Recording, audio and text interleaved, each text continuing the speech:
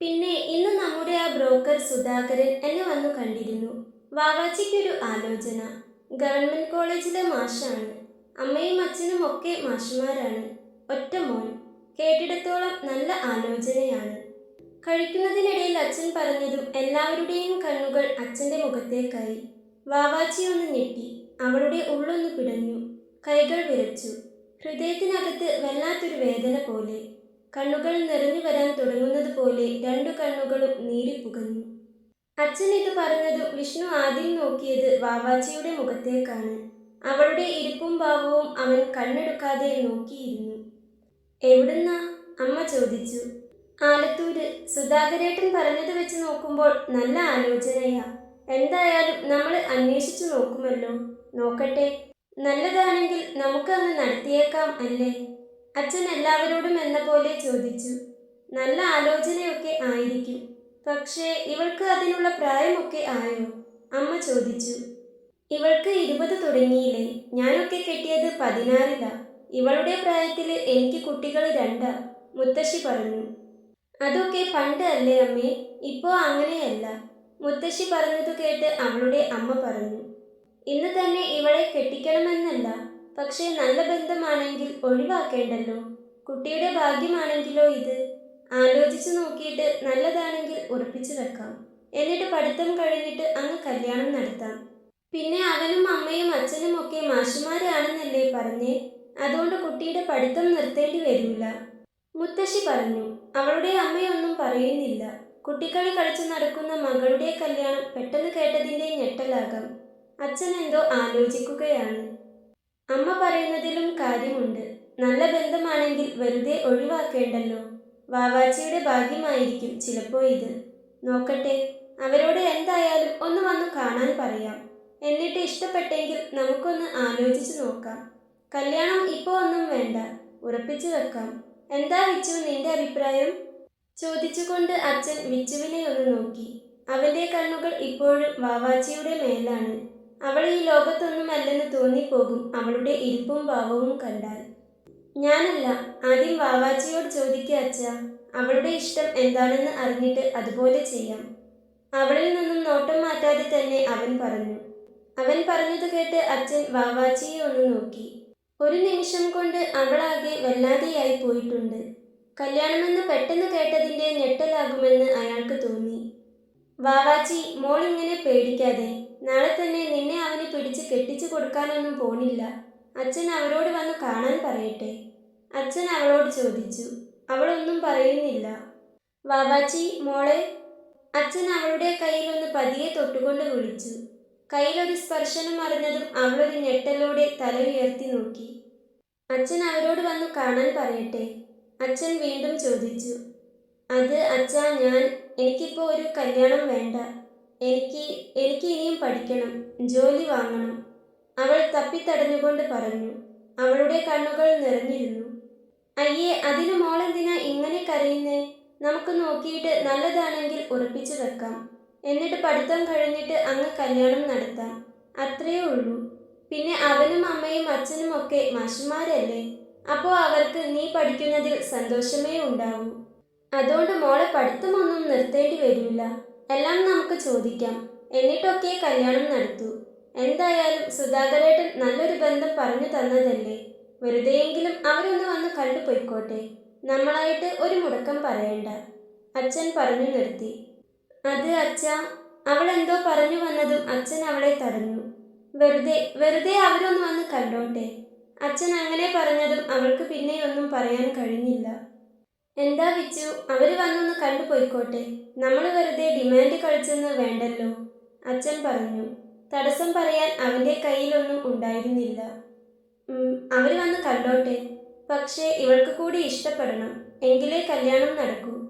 തല കുനിച്ചിരിക്കുന്ന അവളെയും നോക്കിക്കൊണ്ടാണ് അവനത് പറഞ്ഞത്. നീ എന്താ വാവാച്ചി കഴിക്കാതിരിക്കുന്നേ?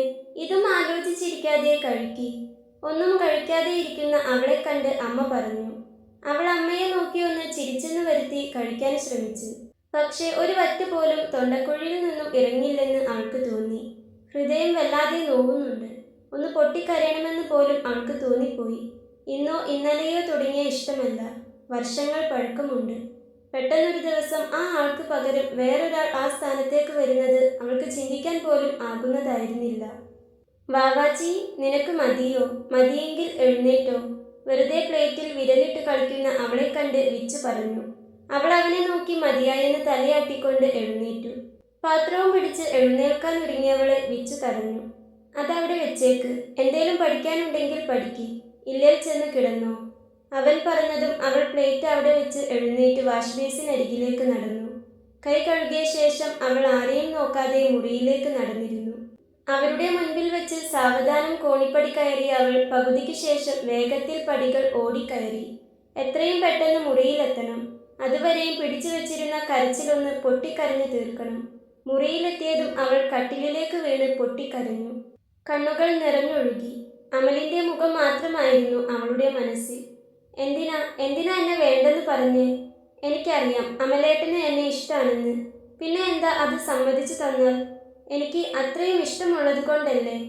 എനിക്കറിയാവുന്നതല്ലേ ഏട്ടനെ? ഏട്ടന്റെ കഷ്ടപ്പാടും എനിക്കറിയുന്നതല്ലേ?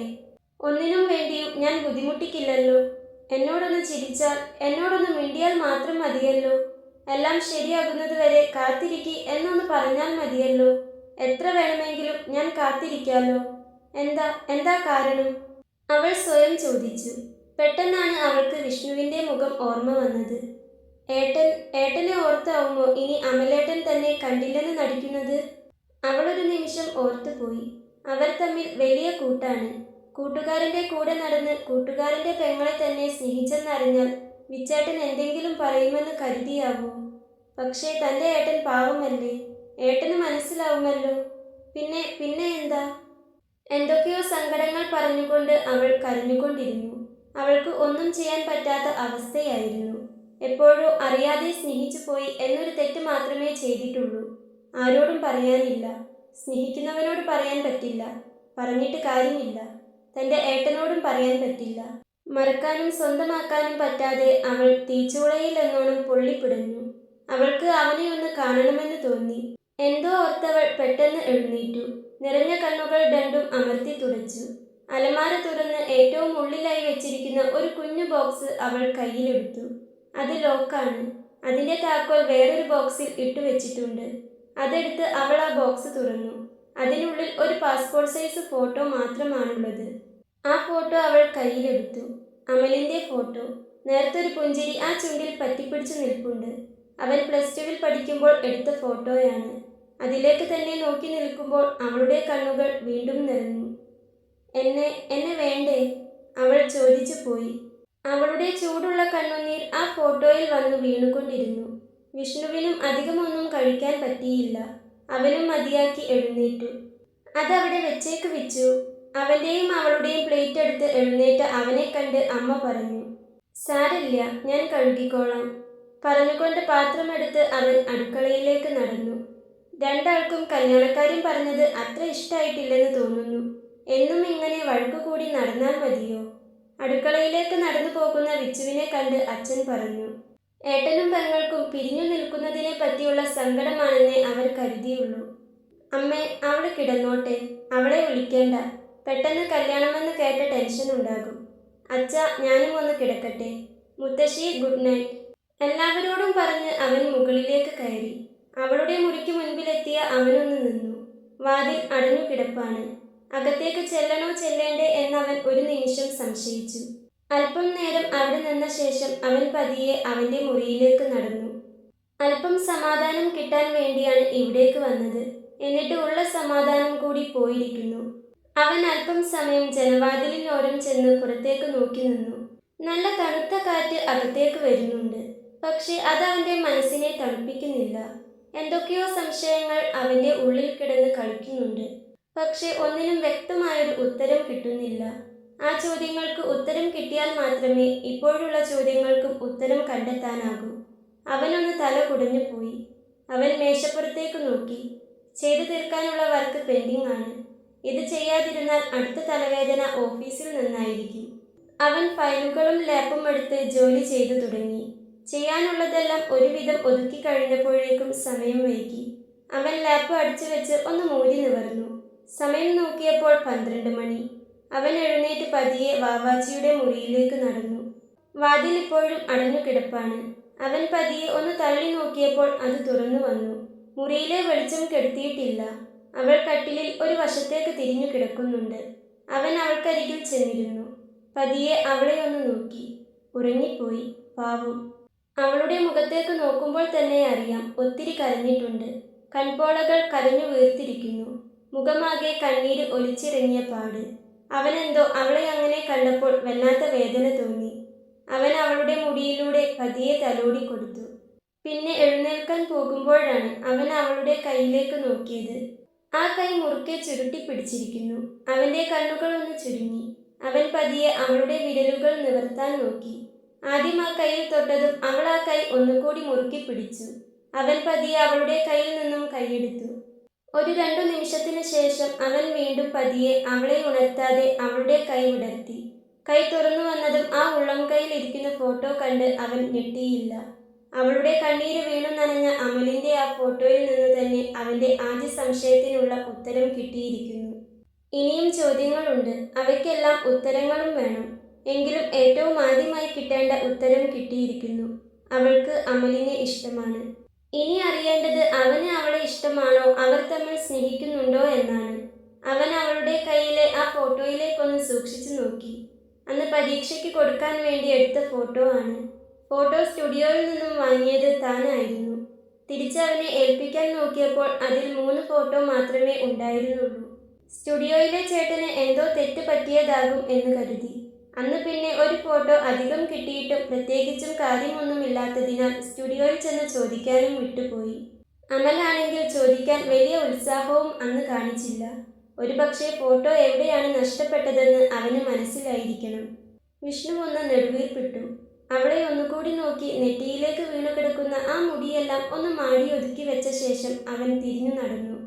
ലൈറ്റ് ഓഫ് ചെയ്ത് സീറോ ബൾബ് ഓൺ ആക്കാൻ പോകുമ്പോഴാണ് അലമാര തുറന്നു കിടക്കുന്നത് അവൻ കണ്ടത്. അവൻ അലമാര അടയ്ക്കാൻ പോയതും അതിനുള്ളിൽ ഒരു ചെറിയ ബോക്സും അതിൽ തന്നെ ഒരു താക്കോലും അവൻ കണ്ടു. ഇതിനുള്ളിലായിരിക്കണം അവൾ അവന്റെ ഫോട്ടോ സൂക്ഷിച്ചു വെച്ചത്. അവൻ അവളെ ഒന്ന് നോക്കി. കരഞ്ഞു തളർന്നുറങ്ങുന്ന അവന്റെ കുഞ്ഞു പെങ്ങളെ കാണുമ്പോൾ അവന് വല്ലാത്ത സങ്കടം തോന്നി. ഏട്ടനോട് പറയാമായിരുന്നില്ലേ? എന്തും പറയാനുള്ള സ്വാതന്ത്ര്യം ഏട്ടൻ മോൾക്ക് തന്നിട്ടില്ലേ? ഇതറിഞ്ഞാൽ വഴക്കുണ്ടാക്കാൻ മാത്രം ഏട്ടൻ ദുഷ്ടനാണോ?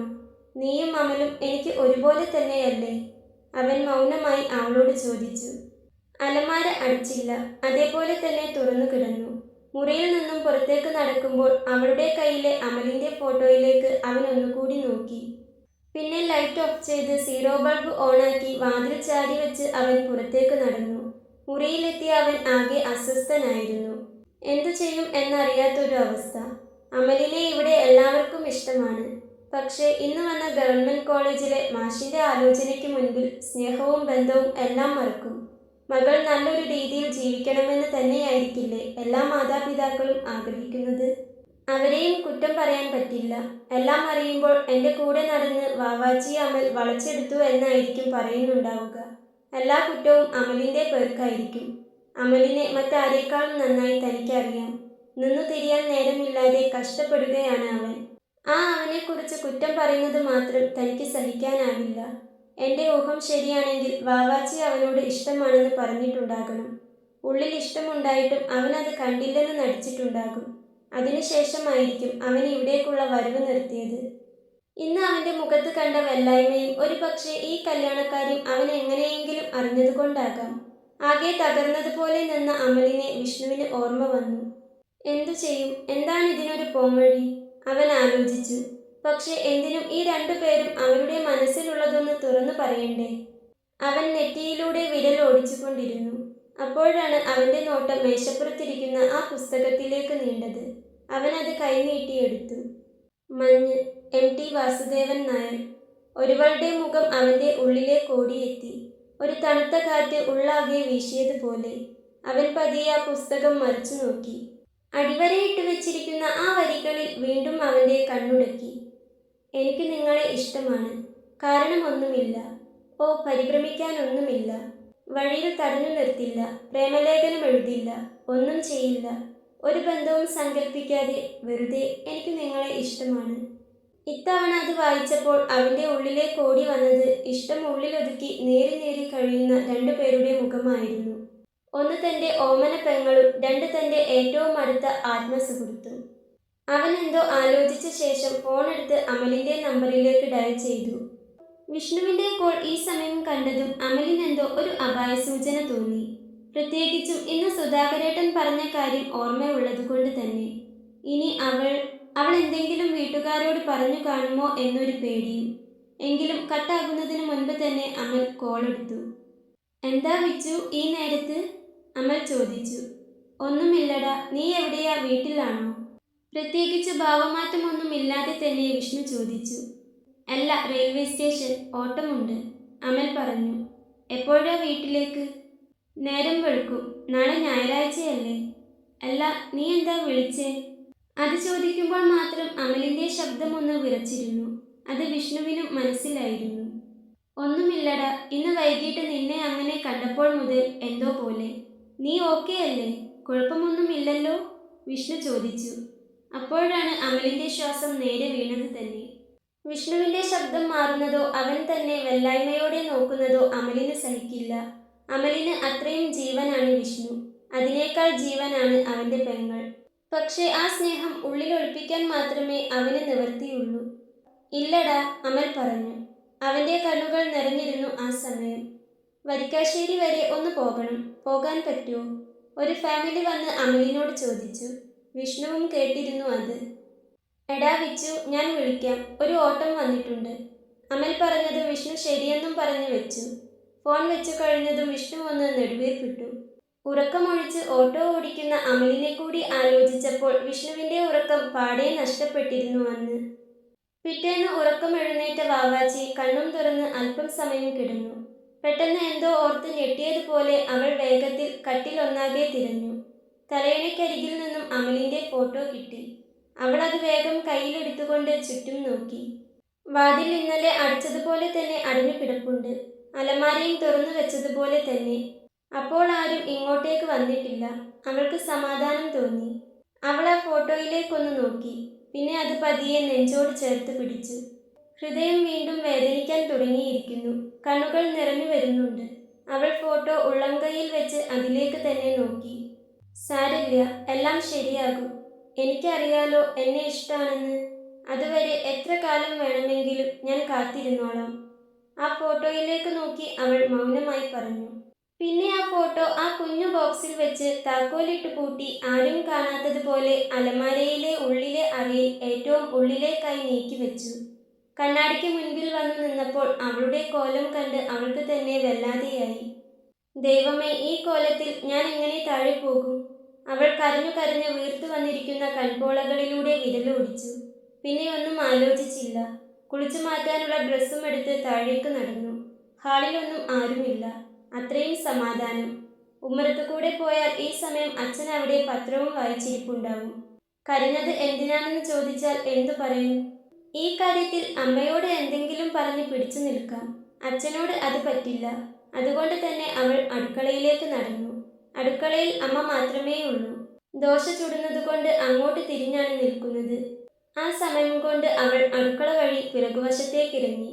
പെട്ടെന്നൊരു നിഴൽ പിറകിലൂടെ പോയതുപോലെ തോന്നിയതും അമ്മ തിരിഞ്ഞു നോക്കി. ബാത്റൂമിലേക്ക് കയറിപ്പോകുന്ന വാവാച്ചിയെ കണ്ട് അമ്മ വീണ്ടും ദോശ ചുടാനായി നിന്നു. ഡ്രസ്സ് ബാത്റൂമിൽ വെച്ച ശേഷം ബ്രഷിൽ പേസ്റ്റും എടുത്ത് അലക്കുകല്ലിന്മേൽ വന്നിരുന്നു. അവിടെ ഇരുന്നാണ് അവൾ സ്ഥിരമായി പല്ലു തേക്കുന്നത്. ദോശ ചുടുന്നതിനിടയിൽ ഒന്ന് വന്ന് എത്തി നോക്കിയ അമ്മ അവൾ അലക്കുകല്ലിന്മേൽ ഇരിക്കുന്നത് കണ്ട് വീണ്ടും അടുക്കളയിലേക്ക് തന്നെ ചെന്നു. പല്ലുതേപ്പ് കഴിഞ്ഞതും അവൾ വേഗം ബാത്റൂമിലേക്ക് കയറി. തണുത്ത വെള്ളം തലയിലൂടെ ഒലിച്ചിറങ്ങിയപ്പോൾ തന്നെ അവൾക്ക് വല്ലാത്ത ആശ്വാസം തോന്നി. അവൾ കുളിച്ചിറങ്ങി അടുക്കളയിൽ എത്തിയപ്പോഴാണ് അമ്മയെയും വിച്ചുവിനെയും അവൾ കണ്ടത്. നിന്റെ കണ്ണെന്താ ഇങ്ങനെ? നീ കരഞ്ഞോ? അവളുടെ വീർത്ത കൺപോളകളും ഇടുങ്ങിയ കണ്ണുകളും കണ്ട് അമ്മ ചോദിച്ചു. ഏയ് ഇല്ല, ചെറിയൊരു തലവേദന പോലെ ഉണ്ടായിരുന്നു. കാര്യമാക്കാനില്ല, മാറിപ്പോയി, അവൾ അമ്മയോട് പറഞ്ഞു. വാവാച്ചി പറഞ്ഞ കള്ളം വിഷ്ണുവിൻ്റെ കാതുകളിൽ ഒരു നേർത്ത വിങ്ങലായി തറച്ചു. അവൻ അവളെ ഒന്ന് നോക്കി. തൻ്റെ അനിയത്തിയുടെ ഹൃദയം പുകയുന്നത് അവൻ വ്യക്തമായി അറിയുന്നുണ്ട്. അലമാരയിലെ ആ ചെറിയ പെട്ടിയിൽ അവൾ പൂട്ടിവെച്ചിരിക്കുന്നത് അവളുടെ ലോകം തന്നെയാണെന്ന് ഇന്നലെ രാത്രി അവൻ മനസ്സിലാക്കിയതാണ്.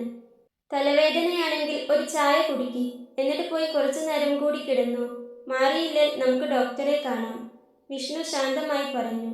അവന്റെ ശബ്ദത്തിലെ കരുതൽ കേട്ടപ്പോൾ വാവാച്ചിയുടെ കണ്ണുകൾ ഒന്നുകൂടി നിറഞ്ഞു. അവൾ അവനെ നോക്കി വെറുതെ ഒന്ന് തലയാട്ടി. അപ്പോഴേക്കും അമ്മ ഒരു ഗ്ലാസ് ചൂടുള്ള ചായ അവൾക്ക് കൊടുത്തു. അവൾ അത് വാങ്ങി വേഗം ചുണ്ടോട് ചേർത്തു. തൊണ്ടയിലൂടെ ചൂടുള്ള വെള്ളം ഇറങ്ങിപ്പോയപ്പോൾ തന്നെ അവൾക്ക് വല്ലാത്ത സമാധാനം തോന്നി. അവൾ ചായ കുടിച്ചുകൊണ്ട് തന്നെ ഉമ്മറത്തെ പടിയിൽ ചെന്നിരുന്നു. അച്ഛനെ ഉമ്മറത്തൊന്നും കാണുന്നില്ല. ചിലപ്പോൾ പോകാനുള്ള ഒരുക്കത്തിലായിരിക്കും. ഞായറാഴ്ചയും ഹോട്ടൽ തുറക്കാറുണ്ട്. മുത്തശ്ശിയാണെങ്കിൽ എഴുന്നേറ്റിട്ടുമില്ല. അവൾ ആ ഉമ്മറപ്പടിയിലിരുന്ന് ചുറ്റുമൊന്ന് നോക്കി. മുറ്റത്ത് മഴ പെയ്തു തോർന്നതിൻ്റെ നനവുണ്ട്. ചെടികളിൽ നിന്നും വെള്ളം താഴേക്ക് ഇറ്റു വീഴുന്നു. കണ്ണിന് കുളിർമയേകുന്ന ആ കാഴ്ച പക്ഷേ അവളുടെ മനസ്സിനെ തണുപ്പിച്ചതേയില്ല. അമലേട്ടനാവുമോ അത്?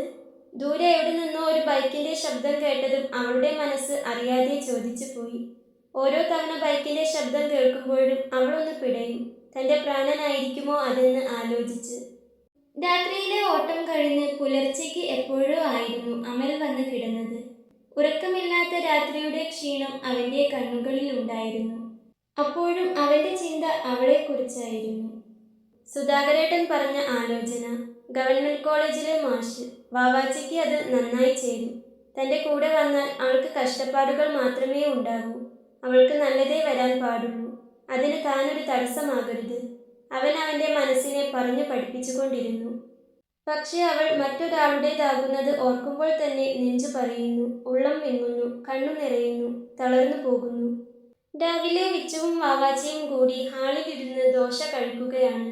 ഒന്നും കഴിക്കാൻ തോന്നുന്നില്ലെന്ന് പറഞ്ഞു കിടന്ന അവളെ വിച്ചു പിടിച്ചെഴുന്നേൽപ്പിച്ച് കൊണ്ടുവന്നതാണ്. അവൻ തന്നെയാണ് അവൾക്ക് വിളമ്പിക്കൊടുത്തതും. എന്നിട്ടും കഴിക്കാതിരുന്ന അവളെ കണ്ണുരുട്ടി പേടിപ്പിച്ചതുകൊണ്ടാണ് അവളിപ്പോൾ എന്തെങ്കിലും ഒന്ന് കഴിക്കുന്നത് തന്നെ. അപ്പോഴാണ് അവിടേക്ക് അച്ഛൻ വരുന്നത്.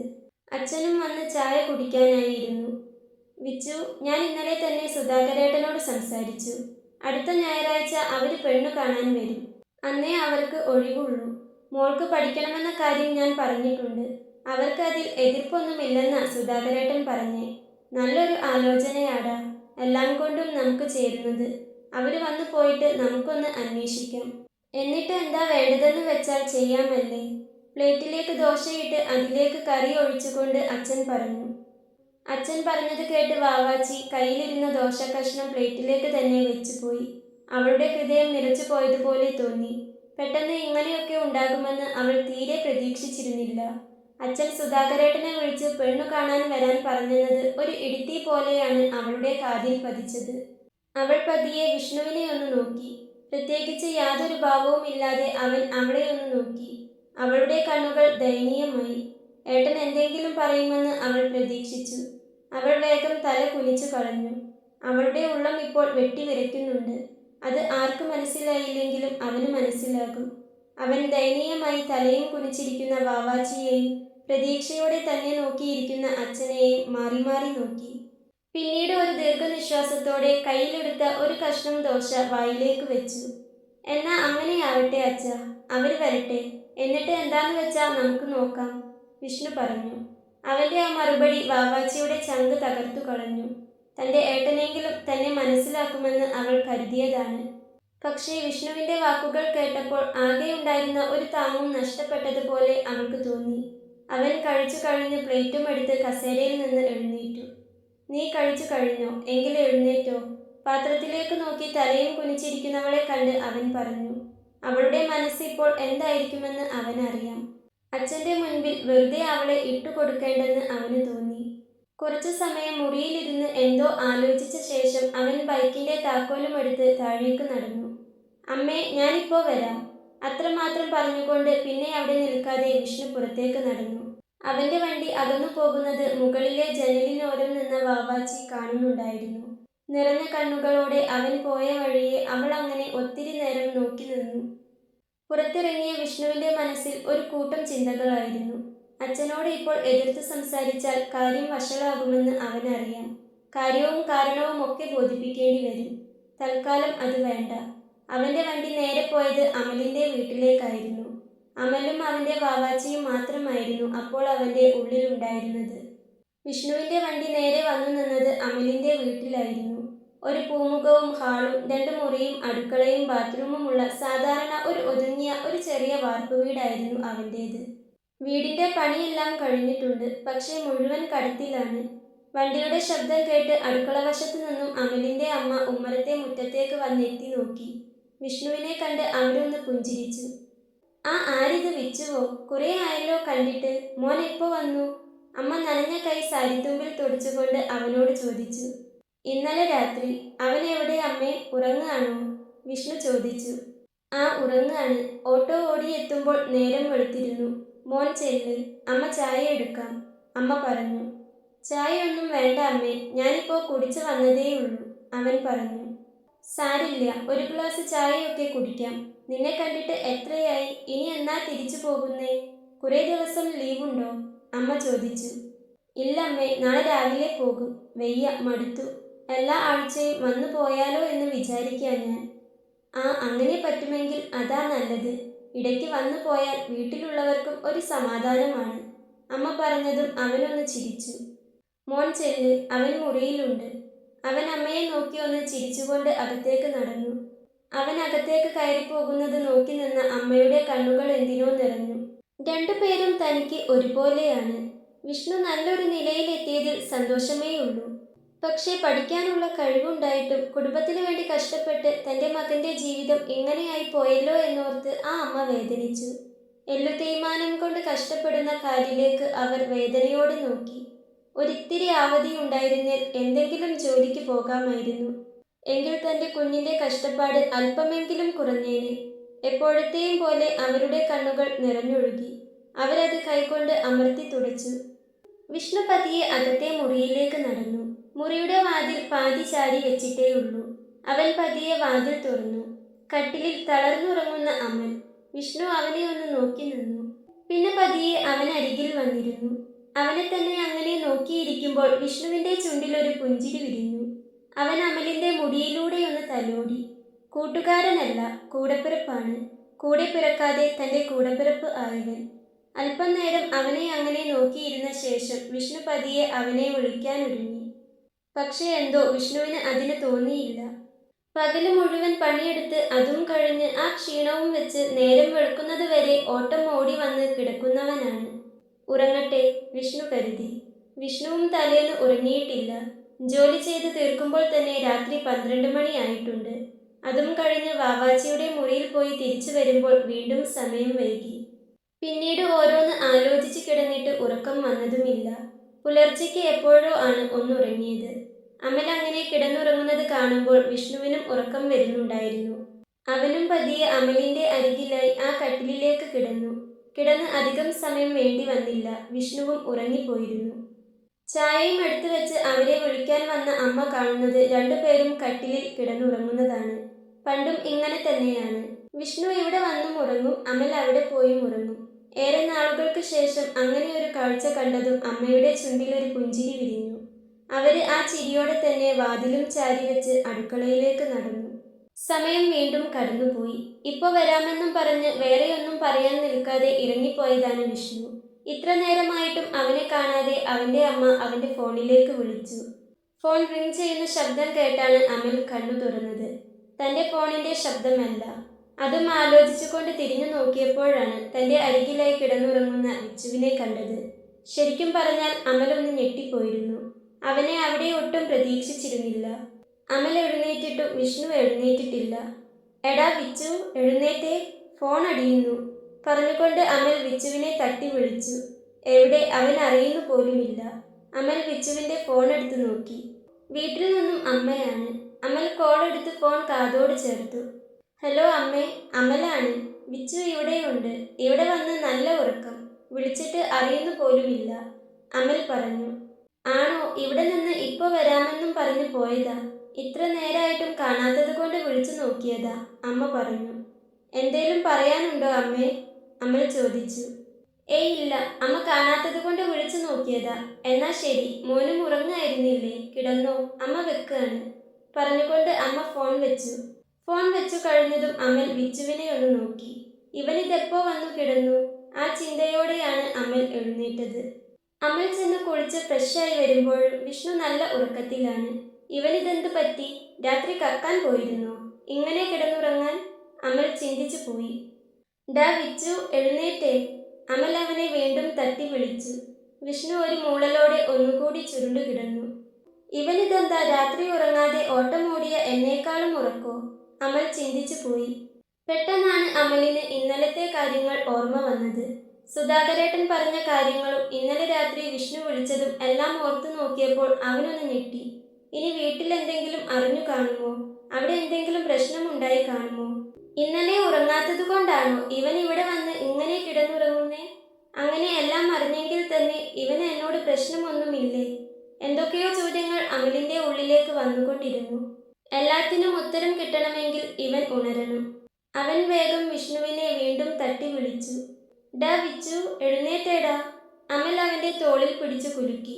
വിഷ്ണു പെട്ടെന്ന് ഞെട്ടിപ്പിടഞ്ഞ് എഴുന്നേറ്റു. വിച്ചു, നീ എന്താ ഈ നേരത്ത് ഇവിടെ? എന്തു പറ്റി? അമലിന്റെ ശബ്ദത്തിൽ വല്ലാത്തൊരു പേടിയുണ്ടായിരുന്നു. താൻ പേടിക്കുന്നത് എന്തോ സംഭവിക്കാൻ പോകുന്നു എന്നൊരു തോന്നൽ അവനെ വല്ലാതെ അലട്ടുന്നുണ്ട്. ഏയ് ഒന്നുമില്ലടാ, ഞാൻ വെറുതെ നിന്നെ കാണാൻ ഇറങ്ങിയതാ. ഇവിടെ വന്നപ്പോൾ നീ നല്ല ഉറക്കം. കണ്ടപ്പോൾ എനിക്കും ഉറക്കം വന്നു. കേറിക്കിടന്നു ഉറങ്ങിപ്പോയി. എഴുന്നേറ്റിരുന്നു കൊണ്ട് വിഷ്ണു പറഞ്ഞു. അപ്പോഴാണ് അമലിന് ചെറിയൊരു ആശ്വാസം തോന്നിയത്. എങ്കിലും പൂർണ്ണമായി സമാധാനിക്കാൻ ആയിട്ടില്ല. അപ്പോഴേക്കും അമലിന്റെ അനിയത്തി അപർണ അവിടേക്ക് വന്നു.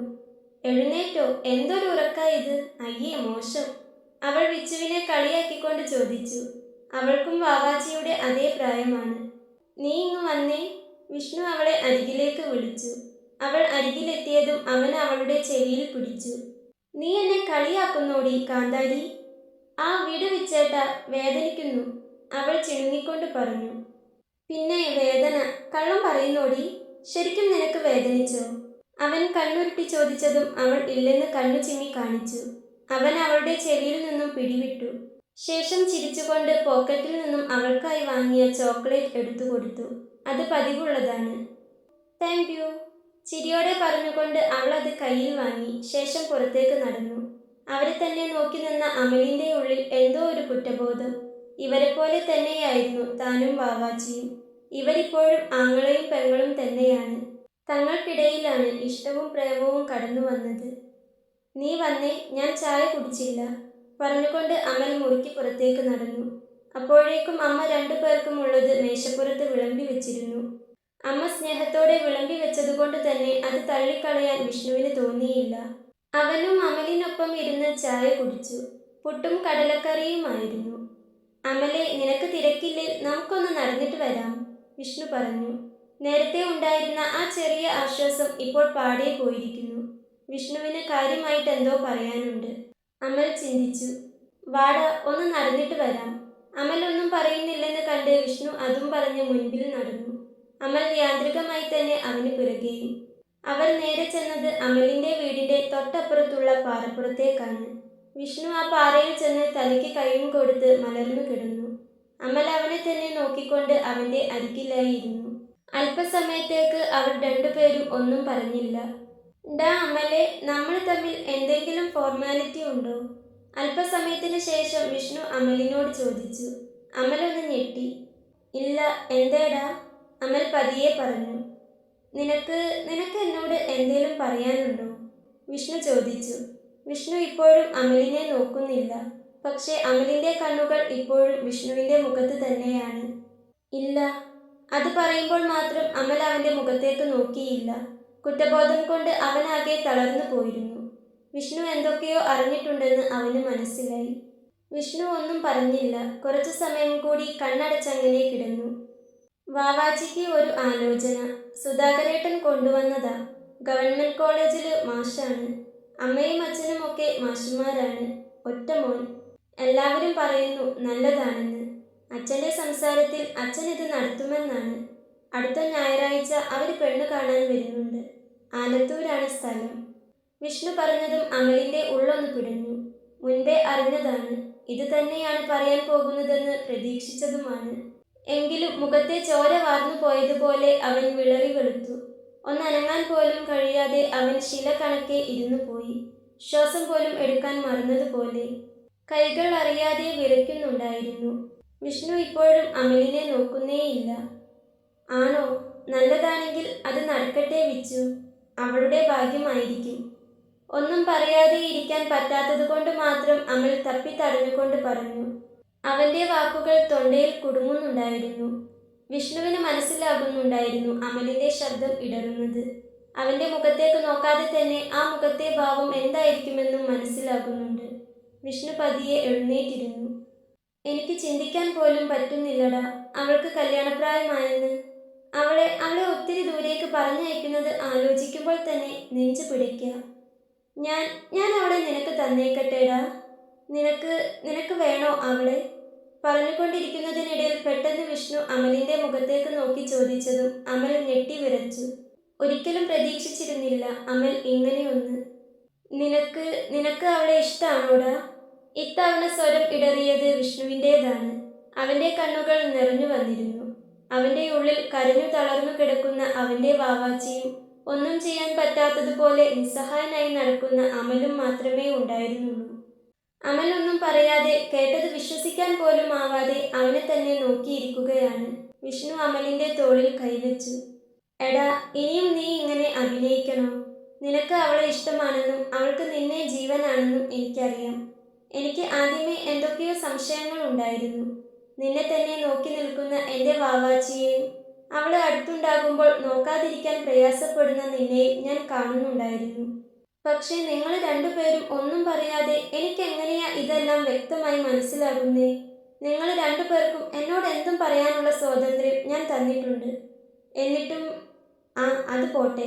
കൂടെ നടന്ന് കൂട്ടുകാരൻ്റെ പെങ്ങളെ സ്നേഹിച്ചാൽ നീ എന്നെ ചതിച്ചതുപോലെ ഞാൻ കരുതുമെന്ന് നീ കരുതി കാണും. അതുപോലെ തന്നെയായിരിക്കും അവളും. പറഞ്ഞുകൊണ്ട് വിഷ്ണു ഒന്ന് നെടുവീർപ്പിട്ടു. ഇന്നലെ രാത്രി അവളുടെ കയ്യിൽ ഞാൻ നിന്റെ ഫോട്ടോ കണ്ടു. പണ്ട് കാണാനില്ലെന്ന് പറഞ്ഞ ആ പാസ്പോർട്ട് സൈസ് ഫോട്ടോ. നമ്മൾ +2 പഠിക്കുമ്പോൾ എടുത്തത്. അതിനും മുൻപേ അവൾ നിന്നെ സ്നേഹിച്ചു തുടങ്ങിയിരിക്കണം. അങ്ങനെയെങ്കിൽ വർഷം എത്രയായി കാണും അമലെ അവൾ നിന്നെയും മനസ്സിലിട്ട് നടക്കാൻ തുടങ്ങിയിട്ട്? ഒരു കുഞ്ഞു ബോക്സിനുള്ളിൽ താക്കോലൊക്കെ ഇട്ട് പൂട്ടി വെച്ചേക്കുക അവൾ നിന്നെ.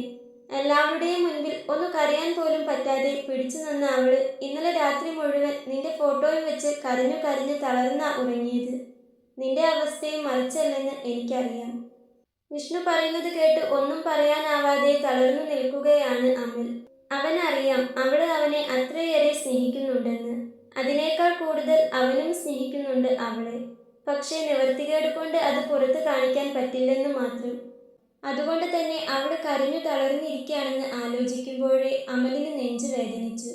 കരയേണ്ട, ഞാനില്ലേ കൂടെ, എനിക്ക് വേണം നിന്നെ എന്ന് പറഞ്ഞ് അവളെ ചേർത്ത് പിടിക്കാൻ അവന് തോന്നിപ്പോയി. നിനക്കൊന്നും പറയാനില്ലേ അമലെ? അമൽ ഒന്നും പറയുന്നില്ലെന്ന് കണ്ട് വിഷ്ണു ചോദിച്ചു. എടാ, എനിക്ക് അവളെ ഇഷ്ടമാണെന്ന് പറയുന്നതിന് മുൻപേ എനിക്ക് അവളെ ഇഷ്ടമായിരുന്നു. പക്ഷേ ഞാൻ എങ്ങനെയാടാ സമ്മതിക്കുന്നേ? എങ്ങനെയാ എൻ്റെ ഇഷ്ടം അവളോട് പറയുന്നേ?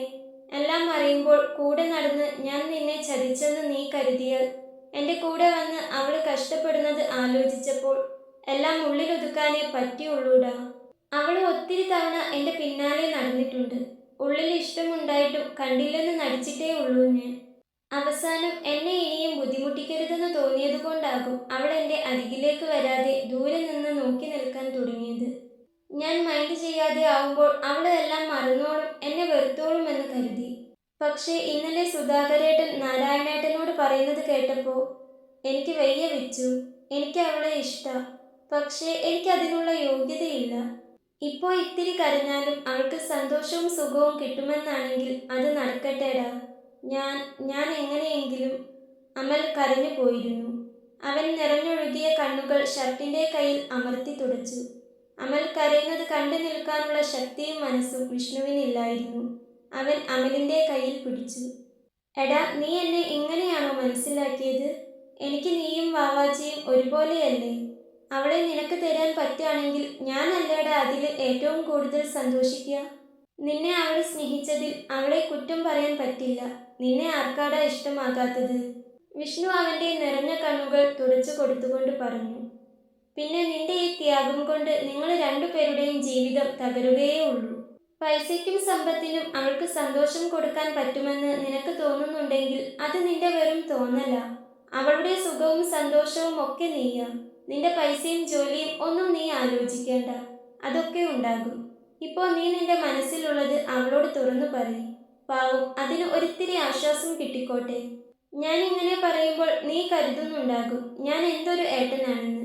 അതേടാ, ഞാൻ ഇങ്ങനെയാ, എൻ്റെ വാവാച്ചിയുടെ ഏട്ടൻ. എനിക്ക് അവളുടെ സന്തോഷമാണ് വലുത്, അവളുടേത് മാത്രമല്ല നിന്റേതും, വിഷ്ണു പറഞ്ഞു.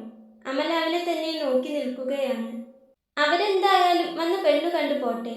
ഇതെന്തായാലും നടക്കാൻ പോകുന്നില്ല. പിന്നെ നിനക്ക് നിന്റെ ഇഷ്ടം അവളോട് തുറന്നു പറയുകയോ തുറന്നു പറയാതിരിക്കുകയോ ചെയ്യാം. അത് നിന്റെ മനസാക്ഷി പോലെ ഇരിക്കും. പക്ഷെ എൻ്റെ പെങ്ങൾക്ക് ഇഷ്ടമുള്ളതുവരെ അവൾ നിന്നെ കാത്തിരിക്കും. അതിനിടയ്ക്ക് ഇപ്പോൾ ഉള്ള ഈ സ്നേഹവും കളഞ്ഞ് വേറെ ഏതെങ്കിലും ഒരുത്തിയുടെ വയ്യാലെ നീ പോയെന്ന് ഞാൻ അറിഞ്ഞാൽ, മോനെ അമലെ, നിന്റെ 2 കാലും ഞാൻ തല്ലി ഒടിച്ച് വീട്ടിലിരുത്തും. വിഷ്ണു പറഞ്ഞതും അമൽ അവനെ ഇറുക്കെ പുണർന്നിരുന്നു. അമലിന്റെ കണ്ണീര് വീണ് വിഷ്ണുവിന്റെ ഇടംനെഞ്ച് നനഞ്ഞു.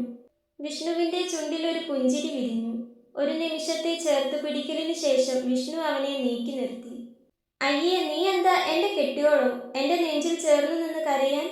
വിഷ്ണു അവനെ കളിയാക്കി പറഞ്ഞതും അമൽ ചിരിച്ചു പോയിരുന്നു. അപ്പോൾ എങ്ങനെയാ, പോയാലോ അളിയ? വിഷ്ണു ഒരു കുറുമ്പോടെ പറഞ്ഞതും അമൽ ഒരു ചിരിയോടെ തലയാട്ടി. രണ്ടുപേരുടെയും മനസ്സ് വല്ലാതെ തണുത്തിരുന്നു ആ സമയം. ഇതുവരെയും ഉണ്ടായിരുന്ന ഒരു ആവലാതിയും വെപ്രാളവും ഇപ്പോഴില്ല. ഇനി വീട്ടിലൊരുത്തി ടെൻഷൻ അടിച്ച് ചത്തു ജീവിക്കുന്നുണ്ട്. അവളോട് ചെന്ന് കാര്യം പറയണം. അവളും സമാധാനം എന്തെന്ന് അറിയട്ടെ. അമലിന്റെ വീട്ടിൽ ചെന്ന് വണ്ടിയെടുത്ത് വീട്ടിലേക്ക് പോകുമ്പോൾ പുറത്ത് വീശുന്ന കാറ്റിന്റെ തണുപ്പ് തന്റെ ഉള്ളിലും ഉണ്ടെന്ന് വിഷ്ണുവിന് തോന്നി. ലൈബ്രറിക്ക് മുൻപിൽ എത്തിയതും കണ്ടു ലൈബ്രറിയുടെ പുറത്തു നിന്ന് ഫോൺ വിളിക്കുന്ന മാളവികയെ. മാളവികയും കണ്ടിരുന്നു ബൈക്കിൽ വരുന്ന വിഷ്ണുവിനെ. അവൾ അവനെ നോക്കി ഒന്ന് പുഞ്ചിരിച്ചു. മാളവികയെ കണ്ട് വിഷ്ണുവിന്റെ കണ്ണുകൾ ഒന്ന് വിടർന്നു. അവൻ വണ്ടി ഒതുക്കി നിർത്തി അവൾക്കരികിലേക്ക് നടന്നു. അവൾ അപ്പോഴേക്കും വിഷ്ണുവിന് വേണ്ടി സമയം കണ്ടെത്തുന്നത് പോലെ ഇപ്പോൾ വിളിക്കാം എന്നും പറഞ്ഞ് കോൾ കട്ട് ചെയ്തിരുന്നു.